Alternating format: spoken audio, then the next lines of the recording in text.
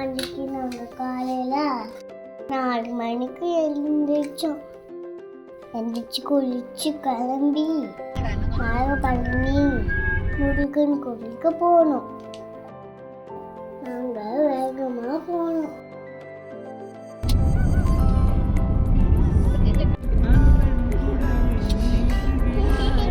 எல்லாத்துக்காக சாமி கும்பிட்டேன். முருகா காப்பாற்றின்னு கும்பிட்டேன். நான் பேசுனது உங்களுக்கு பிடிச்சிருக்கா? அப்போ லைக் பண்ணுங்க, ஷேர் பண்ணுங்க, கமெண்ட் பண்ணுங்க, மறக்காம சப்ஸ்கிரைப் பண்ணுங்க.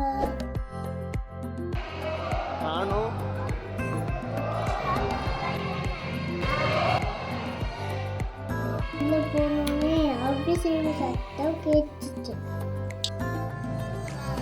மணிமண்டத்தை பாருங்க. இங்க ஒரு தாத்தா அங்க பிரதர்சனம் பண்ணாங்க. முருகா அழகா இருந்தார். முருகா சாமி கிட்டே இருந்த சாமிக்கு தீபம்லாம் காட்டினாங்க. ரொம்ப சந்தோஷமா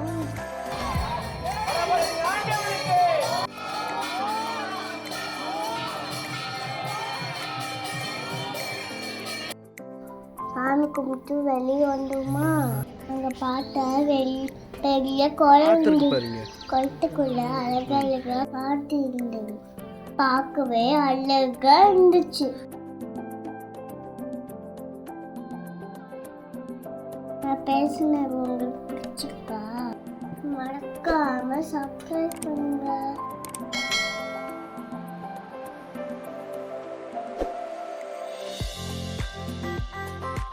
சாமி பார்த்துட்டு இந்த பக்கம் வந்தோமா. எல்லா முருகனும் இருந்தாங்க. பழனி முருகன், திருச்செந்தூர் முருகன், திருப்பூர் முருகன், அப்படி எல்லா முருகனும் இருந்தாங்க.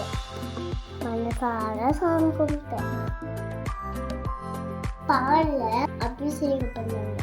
பார்க்கவே அழகா இருந்துச்சு. முருகாம் சரணம்.